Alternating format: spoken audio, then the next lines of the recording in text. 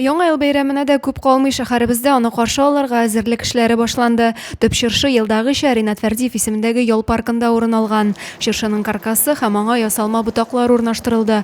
Бу мәйданда бизәүчеләр атнадан артык эшлиләр инде. Ерактан халыкны җәлеп итүче төсле утлы уенчыклар беркетелә. На елке установлено всего 156 звезд. Каждый соединен последовательно. Световые звезды, которые под европейский стиль. Лампы, желтые лампы, тоже энергосберегающие лампы. Все это подключается на драйвера. Все оборудование на 24 вольта. Аннан соң электр гирляндалары урнаштырылачак. Төп чыршының биеклеге 16 метр. Аның янәшәсенә утлы иллюминацияләр, шулай ук Кыш бабай белән кар кызы сыннары һәм яңа ел символлары булачак. Ял паркы көннән-көн әкият илен хәтерләтә. Төп чыршы зәйлеләрдә һәм бәйрәм кунакларында матур хисләр калдырыр дип уйлыйбыз. Чыршыбыз безнең нык матур була, елдан-ел матурая. Алланың рәхмәте яусын.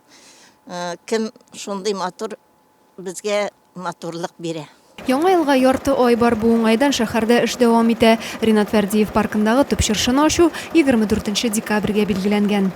Адилә Бирханова, Дин Сыпатов, Зей хәбәрләре.